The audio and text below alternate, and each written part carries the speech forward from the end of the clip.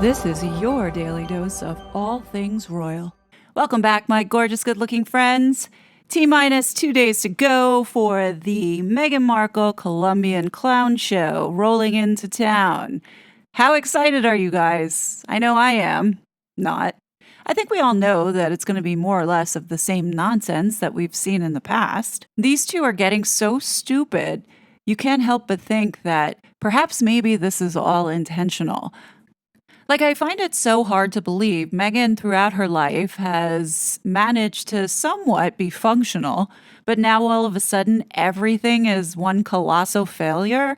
It doesn't make sense to me. So, me being the skeptic that I am, always looking past the noise that they throw out at us. Like today, the announcement of their most recent hire, their chief of staff, what a joke, is no longer working with them. So my question is, why is that breaking news and newsworthy? We know that Meghan and Harry have a horrible track record at retaining staff, and however they're spinning it, as it being a mutual decision and he wasn't a right fit, we all know that Meghan is quite difficult. Now, if that headline wasn't irritating enough, also saturating and polluting the online space is Meghan Markle planning to expand on royal struggles, an explosive tell-all memoir. I think when we talk about online safety, it truly needs to be focused on people like this who continue to harass the public with all these stories. How long have they been dangling this carrot now? I mean, it's been dangling ever since she left in 2020. It was brought up again in 2022 when she made that open threat in the Cut article. How many more times are we going to have to be subjected to listening to Meghan's stupid truth? I was listening to Bookworm the other day, and she was talking about Netflix and Ted Sarandos getting a CBE. Now, I get it. Charles doesn't give those out, and they don't make the decision. The government does. But it had me thinking, why hasn't Netflix chucked these two to the side? Because quite frankly, what they put out so far is absolute shit, and what they're talking about in the pipeline may never see the light of day. So why is Netflix keeping these two losers on their books? What we know is that everything with Meghan and Harry is never straightforward or ever makes sense, and I think it's by design. Take, for example, this headline, Harry and Meghan to have a huge security team in Colombia after vice president assassination attempt. Mind you, the taxpayers are going to be paying for this so-called security. The taxpayers in Nigeria paid for their security. And let's not forget the taxpayers in Canada paid for their security. So now when you put two and two together, you realize that this man has a certain status that he shouldn't be having anymore. It's not just all of a sudden, voluntarily, these governments are going to foot the bill for their security. These two are protected. So now the next question is, who is protecting them? The US? The UK? Or maybe both? So when last week it was exposed that the Canadian government paid for part of their security when they were in Canada for that Invictus pregame, whatever it was, that not only did Canada foot part of the bill, but then there was also private donors who paid for their personal security. So my next question is, why and who are doing this? In 2020, Canada was clear by saying that they would no longer be using taxpayer money to fund this couple's security. So what changed? And who was the private donor? Was it Charles? What we have been witnessing going on recently, not only with the riots, but what's happening with censorship online and what they've been doing to Donald Trump, these globalists are not hiding anymore the steps that they are willing to take in order to prevent this man from getting into office. And that's because they do not want to stop their plans towards this Agenda 2030. And this is a fact. The UN and the World Economic Forum are all lockstep in this power grab that they're going to attempt in September. Now, you're probably saying, what the heck is this? Well, it's the common agenda that nobody's talking about. And that's because we're all so distracted with all this other noise that's happening here. Say what you want, but Harry and Meghan are part of this one world plan. I've shown enough evidence connecting them to and being involved here with these people. And don't think that Charles doesn't know what his darling boy is up to. Of course he does, especially what he's going to be doing in Colombia. If I had to guess, and it's certainly pointing in that direction, that Harry is a U.S. asset here in the United States with our intelligence community. And the UK knows about it because they are in partnership, along with Brussels. I want to show you this really good summary and primer before I get into how Colombia is now wrapped into this.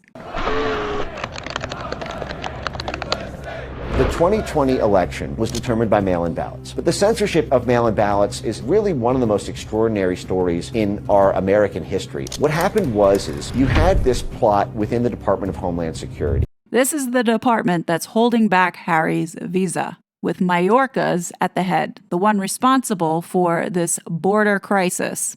DHS stacked with Obama administration hires. You had this group within the Atlantic Council and the foreign policy establishment. Did you catch who was in this photo? Second row, Klaus Schwab from the World Economic Forum, and right next to him is Ursula von der Leyen. Then in the front row with the white hair, you have Janet Yellen, who's the head of the IRS. So now you understand why no one is going after Archibald Fugazi Public Charity? No shocker seeing sitting here Hillary and John Kerry, which began arguing in 2017 for the need for a permanent domestic censorship government office to serve as a quarterback for what they called a whole of society counter-misinformation, counter-disinformation alliance. So who's spearheading this? NATO. Who's aligned with Harry and Invictus Games? NATO. Counter-misinformation, counter-disinformation alliance. That just means censorship. Their whole society model explicitly proposed that we need every single asset within society to be mobilized in a whole-of-society effort to stop misinformation online. It was that much of an existential threat to democracy. But they fixated in 2017 that it had to be centered within the government because only the government would have the clout and the coercive threat powers and the perceived authority to be able to tell the social media companies what to do, to be able to summon a government-funded NGO swarm to create that media surround sound, to be able to arm an astroturfed army of fact-checkers, and to be able to liaise and connect all these different censorship industry actors into a cohesive, unified whole. And the Atlantic Council initially proposed with this blueprint called Forward Defense. They initially proposed that running this out of the State Department's Global Engagement Center. Because they had so many assets there. Who were so effective at censorship under Rick Stengel's steed under the Obama administration. But they said, we're not going to be able to get away with that because we don't really have a national security predicate, and it's supposed to be foreign-facing. We can't really use that hook unless we have a sort of national security one. Then they contemplated parking it at the CIA. And they said, well, actually, there's two reasons we can't do that. CIA is foreign-facing. We can't really establish a counterintelligence threat to bring it home domestically. So they said, okay, well, what about the FBI? They said, well, the FBI would be great. It's domestic. But the problem is the FBI is supposed to be the intelligence arm of the Justice Department. What we're dealing with here are not acts of law-breaking. It's basically support for Trump. If left-wing populists had risen to power like Bernie Sanders or Jeremy Corbyn, I have no doubt they would have done the same thing to him there. They targeted Jeremy Corbyn and other left-wing populist, NATO-skeptical groups in Europe. But in the U.S., it was all Trump. And so essentially what they said is, well, the only other domestic intelligence equity we have in the U.S. besides the FBI is the DHS. So we are going to essentially take the CIA's power to rig and bribe foreign media organizations, which is a power they've had since the day they were born in 1947, and we're going to combine that with the domestic jurisdiction of the FBI by putting it at DHS. So DHS was basically deputized, it was empowered through this obscure little cybersecurity agency to have the combined powers that the CIA has abroad with the jurisdiction of the FBI at home. And the way they did this was they did a funny little series of switcheroos. So this little thing called CISA, they didn't call it the Disinformation Governance Board, they didn't call it the Censorship Agency. I want to add here that this is Chris Krebs. He was one of the co-chairs on this Aspen Commission on Information Disorder with Prince Harry. They gave it an obscure little name that no one would notice called the Cybersecurity and Infrastructure Security Agency. But it was created by act of Congress in 2018 because of the perceived threat that Russia had hacked the 2016 election. And so we need the cybersecurity power to be able to deal with that. And essentially on the heels of a CIA memo on January 6, 2017, and a same-day DHS executive order on January 6, 2017, arguing that Russia had interfered in the 2016 election, and a DHS mandate saying that elections are now critical infrastructure, you had this new power within DHS to say that cybersecurity attacks on elections are now our purview. And then they did two cute things. One, they said dis, and malinformation online are a form of cybersecurity attack. They are a cyber attack because they are happening online. And they said, we're actually protecting democracy in elections. We don't need a Russian predicate after Russiagate died. So just like that, you had this cybersecurity agency be able to legally make the argument that your tweets about mail-in ballots, if you undermine public faith and confidence in them as a legitimate form of voting, you are now conducting a cyber attack on U.S. critical infrastructure by articulating misinformation on Twitter. Complaining about election fraud is the same as taking down our power grid. Yes, you could literally be on your toilet seat and tweet, I think that mail-in ballots are illegitimate. And you were essentially then caught up in the crosshairs of the Department of Homeland Security classifying you as conducting a cyber attack on U.S. critical infrastructure because you were doing misinformation online in the cyber realm, and misinformation is a cyber attack on democracy when it undermines public faith and confidence in our democratic elections and our democratic institutions.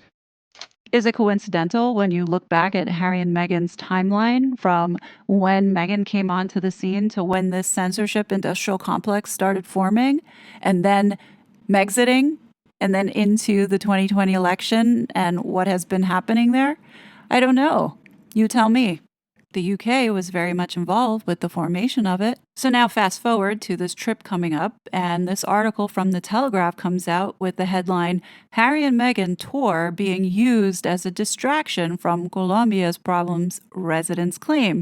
It says the pair are being used as political pawns by left-wing government, which has been mirrored in corruption scandals. Could it be that this is propaganda designed to throw the public off as a result of Meghan and Harry actually being tied to the source of this corruption? So I would imagine that somewhere along the line, the Chia is involved with this unrest, as they are with many other places where they want to destabilize. So as Mike Ben says here, so NATO Covert Action Club, the US, UK, Brussels, is using U.S. taxpayer money from USAID. Remember, I've done a video on showing you where money could be coming to fund the Harkles to get the countries most politically captured by the Atlanticist foreign policy establishment to all adopt digital ID tied to bank accounts. This is happening currently, guys. And this is a directive coming from the World Economic Forum being pushed by the United Nations. So this digital ID that's anchored to your bank account has been rolled out in these conflict zones where you see NATO touching them, from Ukraine to Estonia. You have Colombia, which apparently is the CIA's beachhead in South America, and Zanzibar. So the CIA is actually funding this through our foreign policy arm, which is USAID, and giving it to these programs.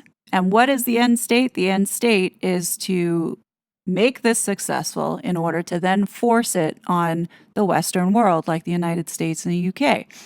So this is supposed to be all in line with SDG goal number 1. The problem here with these UN authoritarian visions that they have in this global digital compact is that they want to achieve connecting everything from people to devices, entities, and tied up in this one centrally administered location. Now, I don't know about you, I don't feel too comfortable with these people having that type of control, seeing their track record. You know what I mean?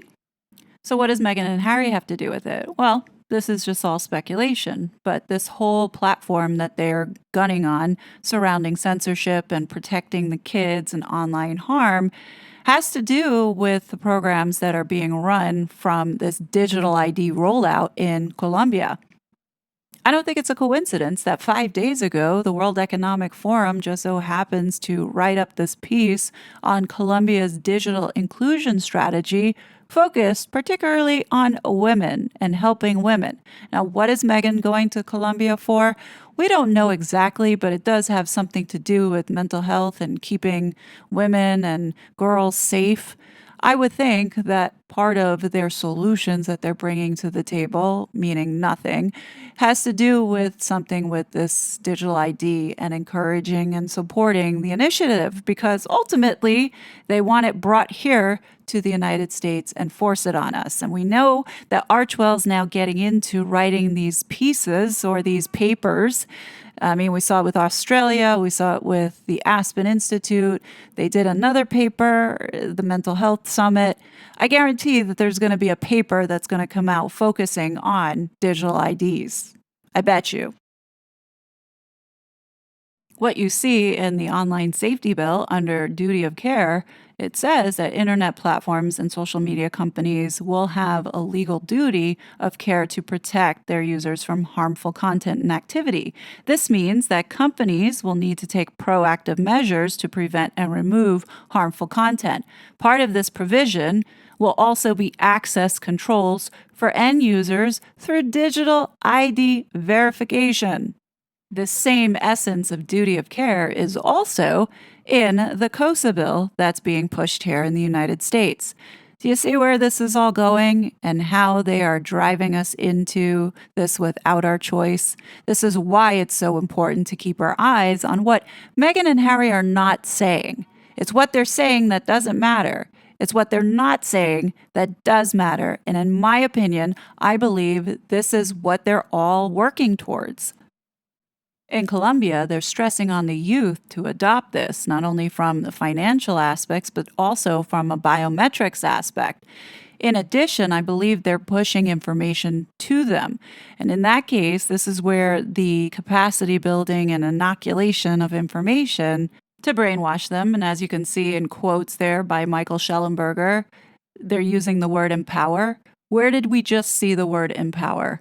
Just right before in this tweet where it says, introducing digital IDs, empowering their holders. This is all one big PSYOPs trap to come back to the United States to force us into doing this. And who do you think is on board lockstep with this? Well, that would be the Vice President of Colombia, Franny Marquez. At this point, given everything that we have witnessed with this couple and the strangeness around every single thing that they do, I would not be surprised if this was a government psyops in which these two are meant to be doing what they're supposed to be doing, and we find out later on that it was the CIA funding this trip and everything else that they have been doing. And I don't believe for 1 second that Charles is not aware, at least to some degree, of what his darling boy is up to, because the UK has been very much a part of this globalist plan.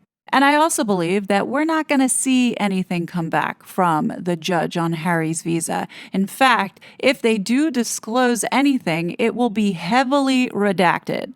And this is just me speculating. None of this is fact. I'm just looking at all the data points and coming to my own conclusion.